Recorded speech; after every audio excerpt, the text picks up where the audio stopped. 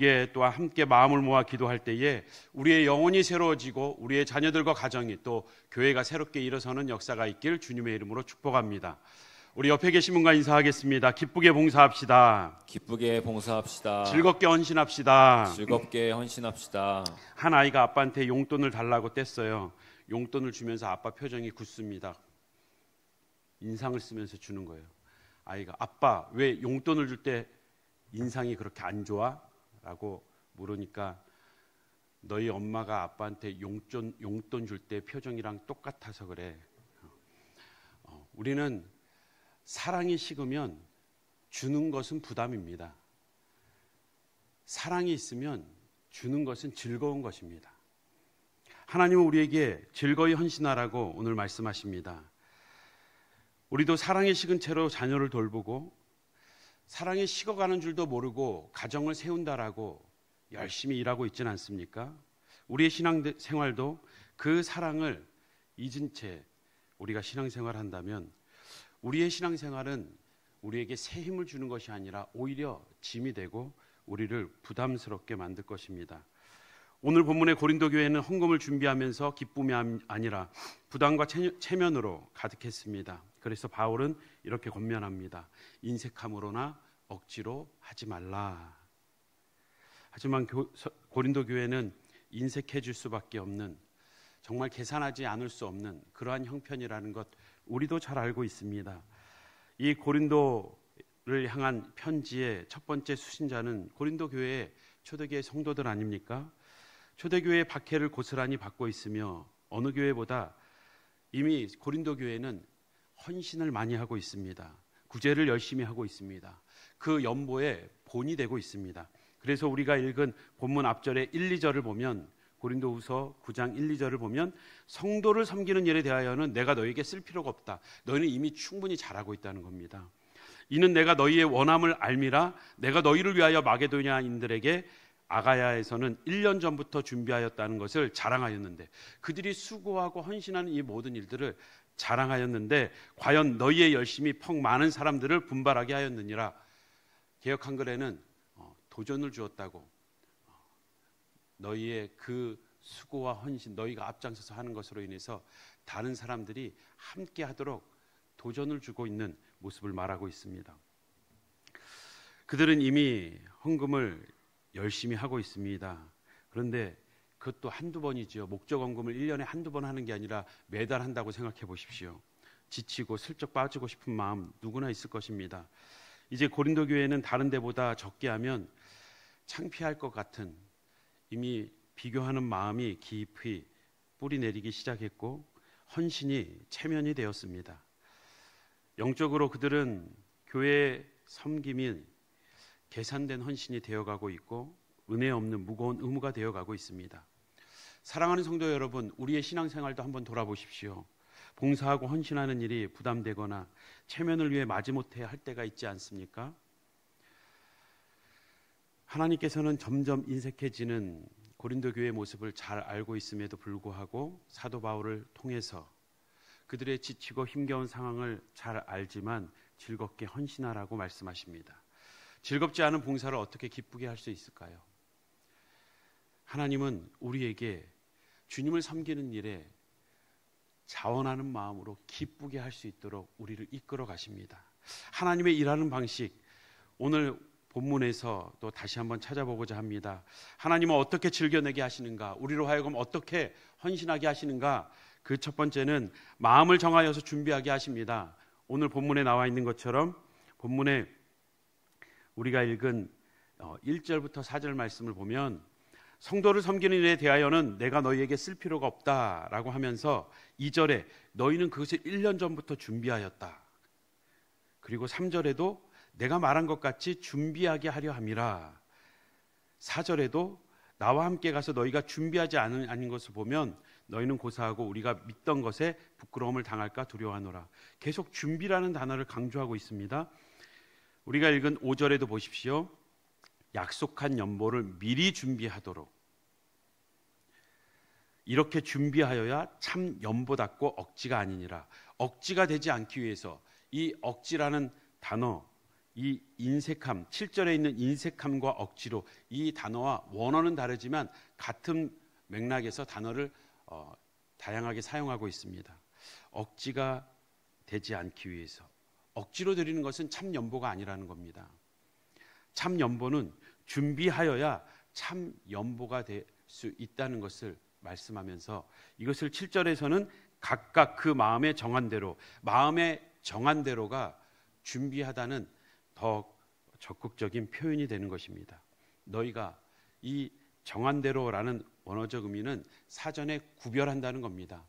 미리 그들이 숙고하고 마음의 결단을 하고 미리 준비하여서 드릴 때에 기쁘게 드릴 수 있도록, 다시 말하면 억지로 드리는 것, 준비되지 않은 연보는 즉흥적으로 드리게 되고, 또 그것이 준비가 되지 않으면 계속해서 부담이 되기 때문에 숙고하고 계획하고 그것을 구별하여서 준비하여 드릴 것을, 그래서 작정서를 드리는 겁니다. 우리가 헌금을 할 때에, 또 특별한 목적을 가지고 할 때에 부담이 될 수 있습니다. 이것이 체면 때문에, 부담 때문에 헌금을 하기 시작한다면 우리는 남들에게 체면은 살릴 수 있고 부담이 되지만 의무를 다했다라고 만족은 누릴 수 있을지 모르지만 하나님이 기뻐하시는 참 연보가 되지는 못할 것입니다. 하나님은 그 물질이 필요하신 분이 아닙니다. 그 물질 가운데 우리의 마음을 받기를 원하십니다. 그렇다면 우리는 참 연보가 되기 위해 미리 준비하여 우리의 마음을 드릴 수 있어야 합니다. 참 연보, 이 연보라는 율로기아라는 단어는 복이라는 뜻입니다. 너에게 이것이 진짜 연보가 되기 위해, 너에게 진짜 복이 되기 위해 너희는 준비해라. 우리가 이 억지로라는 단어, 강압적으로 너희가 부담을 갖고 하거나 체면 때문에 하는 것을 원치 않는다. 이 억지로라는 원어적 의미에는 탐욕이라는, 참 탐욕이라는 의미를 담고 있습니다. 너희가 탐욕으로 내 것을 지키려다 보니까 억지로 드리게 되는 거예요. 이 탐욕, 남에게 내 명예를 추구하다 보니까 체면으로 드리는 거예요. 이 탐욕, 이 억지로라는 단어 안에 탐욕이 있다는 것은 참 우리의 마음의 본심을 하나님께서 꿰뚫어 보시고, 너희가 인색함으로 내는 것, 억지로 내는 것 내가 원하지 않는다. 오히려 너희가 즐거움으로 내길 원하는데 그러기 위해서 너희가 준비해라 라고 말씀하십니다. 우리는 6절에 보면 억지로 드리지 아니하니라 라고 하면서 곧 적게 심은 자는 적게 거두고 많이 심은 자는 많이 거둔다. 갑자기 내용이 전환되는 것 같고, 많이 내야겠구나. 우리는 여기서 우리가 얼마를 드리는지에 대한 양에 관심을 갖게 되지만 원어의 의미는 적게 낸다. 이 적게가 앞에서 얘기한 인색함이라는 뜻입니다. 너희가 인색해지니까 적게 낸다고 표현을 한 거죠. 원어는 동일합니다. 너희가 인색하게 심는다면 너는 인색함으로 얻게 되지만, 너희가 많이 심는 자, 여기 많이 심는다라는 이 의미 또한, 이것은 하나님께서 주신 은혜를 감사함으로 복되게 심는 자, 기꺼이 칭찬하다, 찬양하다, 축복이라는 의미가 있습니다. 그 마음을 즐겁게 드리는 자 하나님이 복을 주신다. 그에게는 그 복을 하나님께 허락하시겠다는, 이 6절 말씀을 우리가 오해하지 말아야 될 것은 어떠한 양을 얘기하는 것이 아니라 마음의 태도를 다시 한번 5절에 이어서 강조하고 있는 것입니다. 인색하게 드린 자, 거둘 것이 인색한 것뿐이지만 하나님께 받은 은혜를, 복을 흘려보내는 자 또한 하나님께서 그 복을 부어주실 거라는 것을, 오늘 이 연보는 고린도 교회에게 있어서 또 다른 교회를 향한, 구제를 향한 헌금이었습니다. 하나님께서는 그 구제를 통해서 같은 지체임을, 서로가 연결되기를 원하셨고, 한 공동체 안에서 그것이 평균케 함이라 라는 말씀처럼 그들이 그리스도 안에 있음을, 하나님이 부어주시는 것을 더 많이 흘려보내는 그러한 연합을 기대하고 계셨습니다. 그러기에 우리는 이러한 하나님의 뜻에 맞게 또한 준비된 예물을 드릴 때에 우리는 서로가 한 지체임을, 하나님이 주시는 은혜를 함께 흘려 나눌 수 있는 그러한 공동체가 되는 것입니다. 우리가 잘 아는 것처럼 사도행전 5장에는 이에 준비되지 않은 그러한 예물을 드린 사례가 잘 나옵니다. 아나니아와 삽비라가 그 값에서, 그들이 땅을 팔고 그 값에서 얼마를 감춤해 그 아내도 알더라. 얼마만 가져다가 사도들의 발 앞에 두니. 그 얼마의 양이 중요한 것이 아니라 자세가 중요하다는 겁니다. 그들이 마치 전부를 드린 것처럼 얼마를 감췄다는 거예요. 속였다는 겁니다. 이어지는 본문에는 분명히 성령을 속였다고, 많은 사람 앞에 자신을 드러내기 위해서 그 체면으로 인하여서 부담이 되게 인색함으로 드려진 그 자세에 대해서 하나님은 책망하고 심판을 통해서 본보기를 삼으신 것입니다. 우리가 준비할 때에 우리는 즐겁게 드릴 수 있고 자유함 가운데 드릴 수 있습니다. 한번 저를 따라해 볼까요? 체면 때문에 드리면 부담이지만 준비하여 드리면 자유하다. 우리가 준비된 그리고 마음에 작정한 그 금액을 기쁘게 드릴 수 있는 우리 성도님들 되시기 바랍니다. 하나님은 즐겨내게 하기 위해서, 기쁨으로 우리의 마음을 받기 위하여서 하나님은 또한 우리에게 약속하십니다. 모든 은혜를 넉넉하게 하시겠다고, 채워주시겠다고. 우리가 읽은 7절 이후의 말씀을 보면 하나님이 능히 모든 은혜를 너희에게 넘치게 하시나니, 그 은혜를 넘치게 해주신다는 겁니다. 이는 너희로 모든 일에 항상 모든 것이 넉넉하여 모든 착한 일을 넘치게 하려 하심이라. 너희가 그 착한 일을, 선한 일을, 하나님이 기뻐하시는 일을 너희가 그 즐겁게 헌신할 수 있도록 내가 너희에게 채워주겠다라고 약속하고 계십니다. 9절에도 그가 흩어 가난한 자들에게 주었으니 그의 의가 영원토록 있느니라. 너희의 그 착한 행실, 너희가 내 이름으로 행한 그 수고와 헌신, 모든 것 영원히 기억된다. 내가 그를 알고 있고 그것을 인정하고 그것을 칭찬하며 응원하는 하나님의 격려일 것입니다. 이어지는 10절에도 심는 자에게 씨와 먹을 양식을 주시는 이가 너희의 공급을 채워주시는 그 하나님께서 너희 심을 것을 주사 풍성하게 하시고 너희의 의의 열매를 더하게 하시리라. 너희가 계속해서 그 의의 열매, 착한 행실, 하나님의 영광을 드러내는 일, 그 일을 계속할 수 있도록 내가 계속해서 공급하겠다. 걱정하지 마라. 하나님이 어떠한 분이신지, 그 전능하신 하나님이 사랑으로 우리를 돌보시고 채우시는 그 하나님의 풍성함을 알게 하여서 우리가 즐거움으로 행할 수 있도록, 이것은 빼앗기는 것이 아니라 심는 것이구나. 심는다는 표현을 통해서 심을 때 인색함으로 심는 사람이 있습니까? 이거 아까운 종자씨 이거를 심다니. 아니요, 심을 때는 기쁜 거예요. 기대하며 심는 겁니다. 이것은 즐겁고 기대가 되는 일입니다. 그를 향하여서 착한 일을 행하게, 그 의의 열매를 거둘 것을 바라보면서 기쁘게 감당하게 하십니다. 11절에도 반복해서 강조하고 있죠. 염려하지 말라, 걱정하지 말라, 모든 일에 넉넉하여 너그럽게 연보함은 그들이 우리로 말미암아 하나님께 감사하게 하는 것이라. 결국에는 우리가 하나님이 채워주시는 은혜로 말미암아 넉넉히 함께 나눌 때에 그들로 하여금 우리가 체면상 내고 남은요, 욕심에서 탐욕에서 내고 남은요, 그들이 나한테 고마워하길 기대해요. 왜? 이게 내 것이라 생각하고 내 체면 때문에 부담스럽지만 인색함으로 했거든요. 그러면 보상을 기대하게 돼 있습니다. 사람에게서. 그러면 그 사람에게서 인정과 또 고마움을 받기를 기대해요. 그런데 성경은 인색함으로 하지 말고 즐겁게 내라고 했을 때에는 그 보상은 내가 해주겠다. 그 사람들에게 요구하지도 말고 기대하지도 마라. 오히려 그 사람들은, 그것을 받은 사람들은 준 사람들에게 미안해하거나 부끄러워하거나 그들에게 감사해서 쩔쩔매는 모습이 아니라 오히려 하나님께 감사할 수 있도록, 내가 너희 쓸 것은 내가 채우겠다. 사람에게 기대하는 게 아닙니다.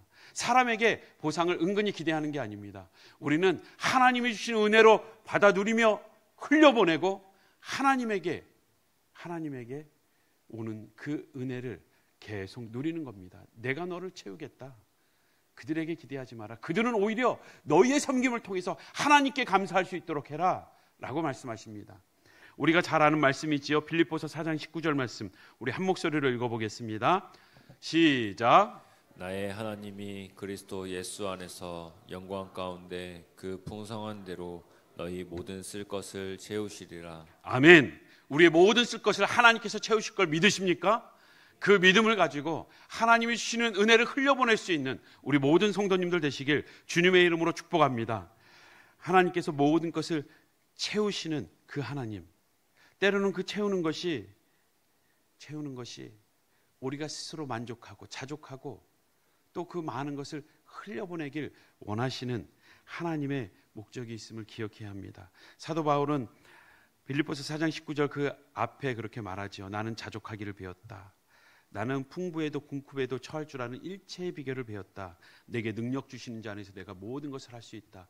그 능력은 내 물질의 필요를 가득 채워줘서 그 물질로 내가 능력을 발휘하겠다는 것이 아니라 자족의 능력입니다. 우리는 하나님께서 우리의 일용할 양식을 만나를 매일매일 채워주신 것처럼 오늘도 내일도 계속 채워주시는 그 하나님을 경험함으로 우리는 그분 안에서 자유하며 우리는 기쁘게 흘려보낼 수 있다고 고백하는 것입니다. 마지막으로 하나님께서는 우리가 즐겨내길 원하시고 즐겨내게 만들어주십니다. 우리를 어떻게 즐겨내게 하시는가? 그 하나님의 일하심의 마지막은 예수 그리스도의 사랑을 충만하게 베풀어 주심으로써 우리의 필요를 채우실 뿐만 아니라 그 필요를 은혜라고 계속 표현하고 있는 것은 예수의 사랑, 그 사랑을 충만하게 채워주시겠다는 겁니다. 그 사랑을 우리가 충만히 누릴 때에 우리는 즐겁게 헌신할 수 있습니다. 하나님은 물질을 원하는 것이 아니라 사랑을 원하십니다. 헌금을 드림은 물질의 이동이 아니라 마음의 방향을 하나님께 옮기는 신앙의 행위입니다. 우리가 읽은 말씀 이후에 12절부터 한번 보겠습니다. 이 봉사의 직무가 성도들의 부족한 것을 보충할 뿐 아니라 사람들이 하나님께 드리는 많은 감사로 말미암아 넘쳤느니라. 이 직무로 증거를 삼아 너희가 그리스도의 복음을 진실히 믿고 복종하는 것과 그들과 모든 사람을 섬기는 너희의 후한 연보로 말미암아 하나님께 영광을 돌리고 하나님께 감사하게 되고 하나님께 영광을 돌리게 되고 또 그들이 너희를 위하여 간구하여 하나님이 너희에게 주신 지극한 은혜로 말미암아 너희를 사모하느니라. 15절 말할 수 없는 그의 은사로 말미암아 하나님께 감사하노라. 하나님이 먼저 베풀어 주셨다는 겁니다. 우리가 너그러운 연보, 참 연보, 후한 연보를 드릴 수 있는 것, 그것은 그의 은사, 그의 은혜, 그가 이미 베풀어 주신 그 은혜로 말미암아 우리가 즐겁게 드릴 수 있게 된다고 말씀합니다. 사랑하는 성도 여러분, 우리는 7절 말씀에 있는 것처럼 마음에 정한 대로 준비된 예물을 드림으로써 즐겁게 드릴 수 있습니다. 또한 6절에 있는 것처럼 많이 거두게 하시는 그 하나님의 은혜로 말미암아 우리가 즐겁게 드릴 수 있습니다. 또한 7절 하반절에 다시 한번 즐겨내는 자를 사랑하시느니라 이 말씀을 통해서 반대로 뒤집으면 즐겨내는 자를 사랑한다. 어떻게 즐겁지 않은 것을 즐겁게 어떻게 억지로 냅니까? 그 즐겁지 않은데 즐겁게 내는 것이 얼마나 고통스럽겠습니까? 더 이상 즐거운 일이 아니죠. 반대로 나의 사랑 안에 있는 나와 사랑의 관계를 연결되어 있는 나의 사랑을 아는 자는 즐겨내게 된다는 우리가 뒤집어서 그 하나님의 마음을 깨달을 수 있습니다. 하나님은 먼저 우리에게 즐겨내셨습니다. 우리가 즐겨 드리기 이전에 하나님께서 우리에게 먼저 즐겨 우리에게 주셨습니다. 하나님께서 그의 아들을 우리에게 기쁘게 내어주셨습니다. 예수님은 기꺼이 자원하는 마음으로 그 십자가를 지셨습니다. 히브리서 12장 2절에 있는 것처럼 12장 2절에 보면 믿음의 주여 또 온전케 하시는 이인 예수를 바라보자. 그 예수 그리스도가 어떻게 하셨는가? 그는 그 앞에 있는 기쁨을 위하여 그 기쁨을 위하여 십자가를 참으사 부끄러움을 개의치 아니하시더니 야 내가 창조주인데 너희 피조물 앞에서 내가 이렇게 조롱받아야겠냐? 내가 맞아야겠냐? 내가 이렇게 발가벗기고 수치스러운 이 자리에 내가 더 이상 못 참겠다라고 하지 않으시고 우리를 사랑하심으로 기쁨으로 그 십자가의 길을 걸으셨다는 겁니다. 먼저 그분이 우리를 사랑하심으로 기쁘게 자신을 내어주셨기에 우리 또한 그 예수로 충만할 때에, 예수의 사랑을 깊이 묵상할 때에 우리도 즐거이 기꺼이 자원하는 마음으로 드릴 수 있게 되는 것입니다. 예수님은 십자가의 길을 억지로 가지 않으셨습니다. 분명 육체적으로 고통스럽고 힘겨운 일이었지만 그 마음의 중심에 즐거움이 있으셨습니다. 기쁨이 있었다고, 그 기쁨을 바라봤다고 즐거이 자신을 우리에게 내어주셨습니다. 인색함은 자기 중심적인 표현이지만 사랑의 드림은 하나님 중심적인 고백입니다. 예수님의 사랑이 우리의 마음을 지배할 때 헌신은 의무가 아니라 특권이 됩니다. 한 번 더 저를 따라하겠습니다. 헌금은 의무의 표시가 아니라 은혜의 반응입니다. 우리가 드려지는 이 헌금은 은혜의 반응입니다.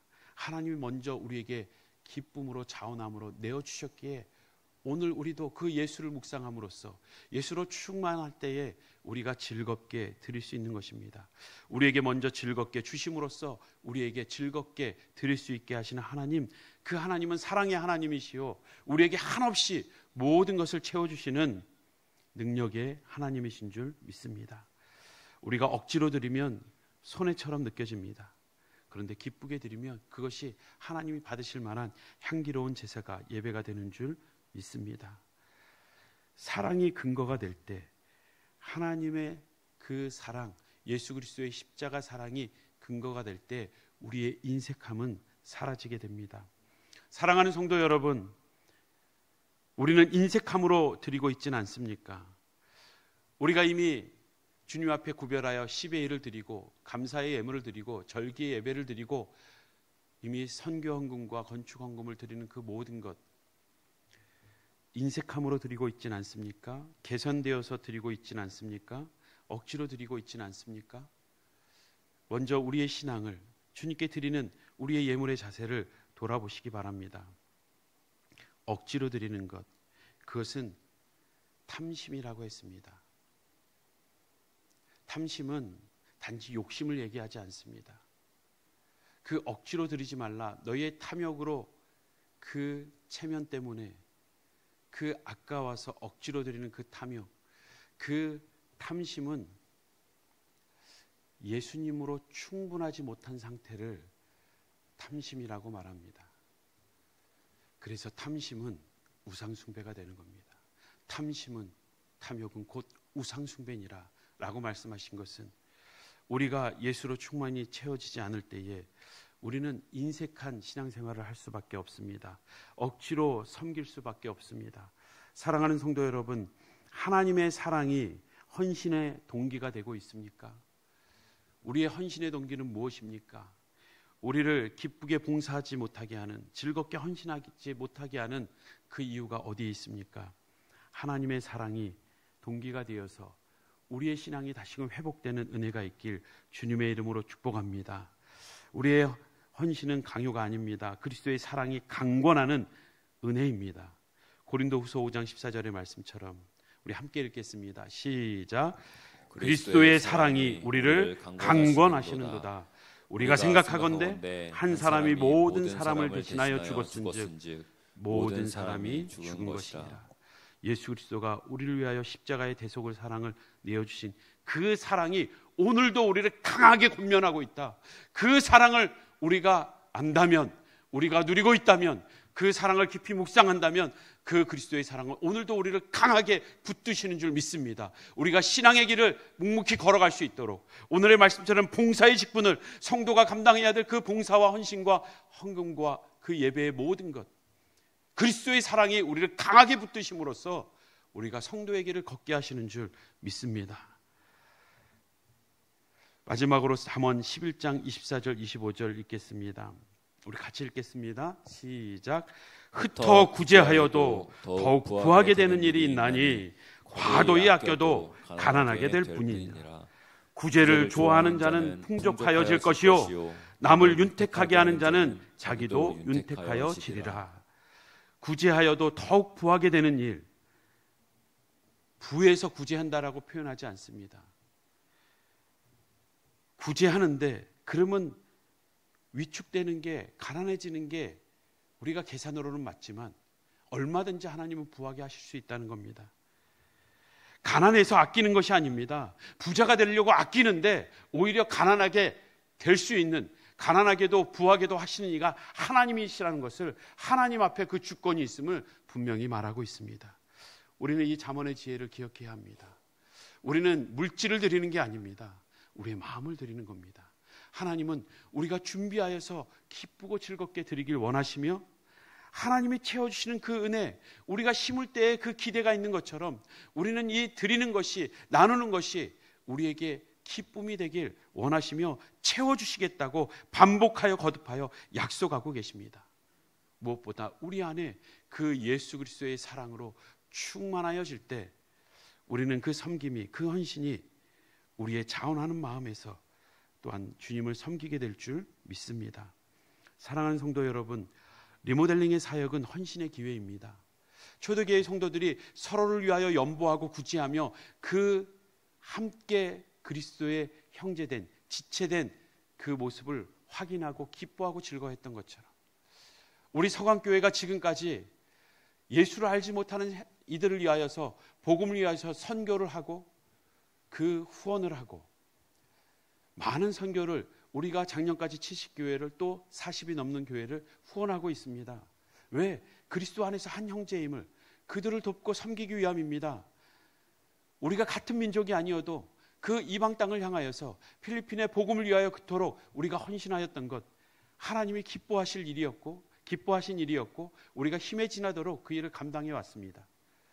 우리가 리모델링 하는 것 단지 우리가 잘 먹고 잘 지내기 위해서, 우리의 편리함을 위해서 리모델링 하는 것이 아닙니다.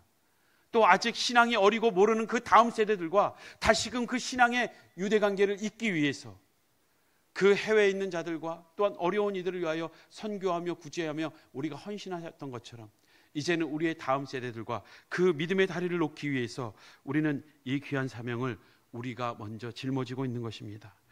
리모델링 사역을 통해 더 많은 은혜를 부어주실 것입니다. 리모델링 사역은 우리의 사랑을 표현하는, 하나님에 대한 우리의 사랑을 표현하는 기회가 될 것입니다.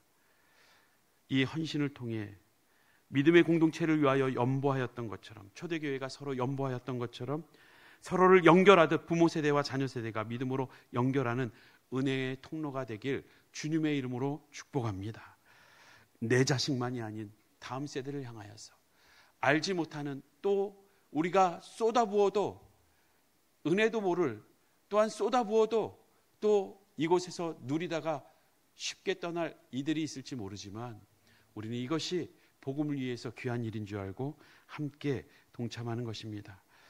우리의 수고와 헌신을 통해서 하나님께서 일하길 기대하며, 우리의 마음을 먼저 새롭게 하고 우리의 신앙을 다시 한번 점검하며 예수로 충만하여 신앙생활하는, 또 봉사하며 헌신하는 우리 모든 성도님들 되시길 주님의 이름으로 축복합니다. 우리 앞에서 불렀던 찬양, 충만이라는 찬양, 가사를 기억하면서 우리의 수고와 헌신이 알려지지 않는다 할지라도, 우리의 이름이 무명이 되어도